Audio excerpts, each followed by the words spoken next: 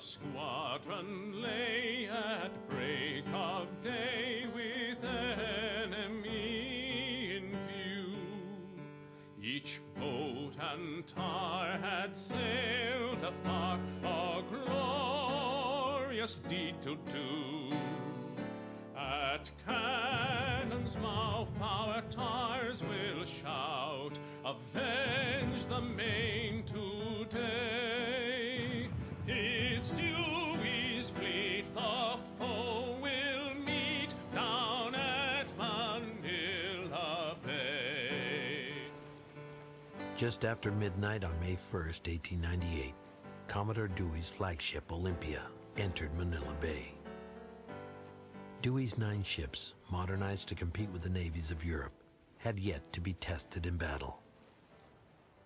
Daylight came out behind Manila and revealed gray fortifications. The binoculars showed a cluster of black hulls. 16 Spanish ships were counted. A shell soared toward our line. The plunge of the projectile was followed by the roar of the gun.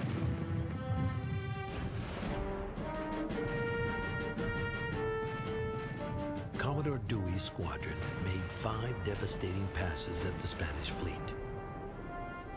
By noon, the Spanish had surrendered their naval base in Manila Bay.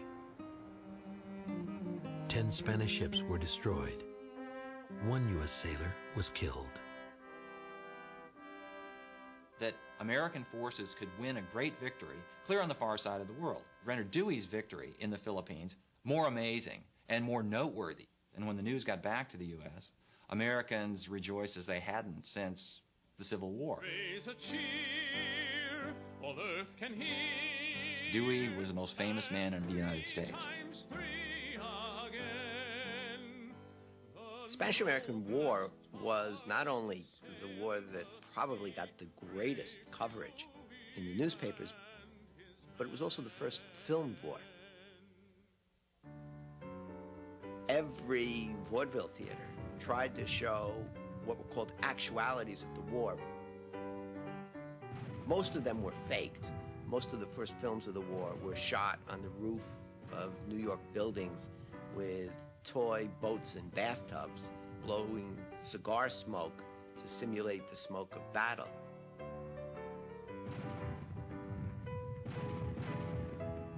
Dewey, promoted to rear admiral, was ordered to wait in Manila Bay for the U.S. Army. To secure the aid of Filipino insurgents, Dewey sent a ship from his fleet to Hong Kong to pick up Emilio Aguinaldo, the exiled leader of the Philippine Revolution. Dewey welcomed Aguinaldo aboard his flagship in Manila Bay. Dewey gave him the honors of a general of the revolution.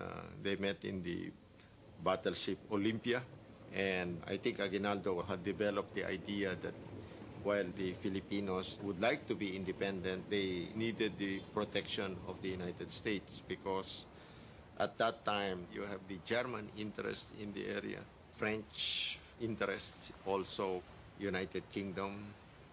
Later on, Aguinaldo wrote in his memoirs that Dewey made promises to support the revolution, but there was one thing wrong, and that was there was no written promise made.